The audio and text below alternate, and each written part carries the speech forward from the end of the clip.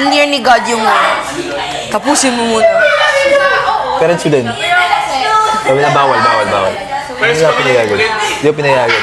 Parang ikaw yung hindi ko alam talaga paano nakapagtapos. Grabe to!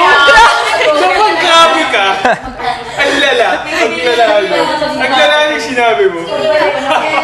Kasi kilala kita! Inamin niya talaga, Bianx, na freeloader siya. Ang college. Kasi kilala kita! Inamin niya talaga, Bianx, na freeloader siya. Ang college.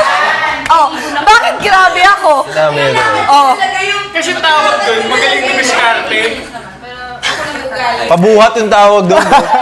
Kasi tawag doon, magaling na miskarte. Pabuhat yung tawag doon. pili ko pa naging groupmates kayo sa Hindi, bro, Kuba ganito yan. kasi yun. Groupmates na lang, naging May mga, groupmates kayo. ganito kasi yun. May mga bagay na mga groupmates ko na hindi nila kayang gawin, na kaya kong gawin. Ano, like, Yung mag-libre tipong, ng pagkain. uy, print mo nga to. Isa ko. Siya yung mag-groupmate. Ako na magpiprint niyan. Ako na bahala. Kaya ko to isumbong sa teacher pag ganito. Tapos, pag, kunwari, kailangan na ng tulong sa presentation, next na. Taga pindot, bro. Tagapindot ang PowerPoint. Tagapindot ang PowerPoint. Inandun pa sa may teacher's table. Pero tingin ko teacher's pet to eh. Teacher's pet ka ba? Teacher's pet pa. Teacher's pet ka? Ikaw ba? Teacher's pet ka?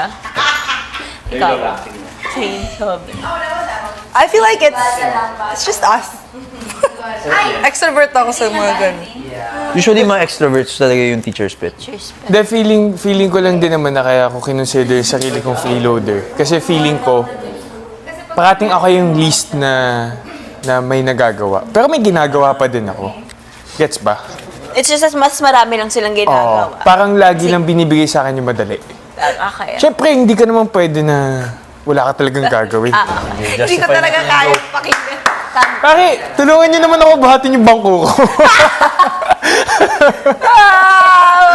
Pabuhat.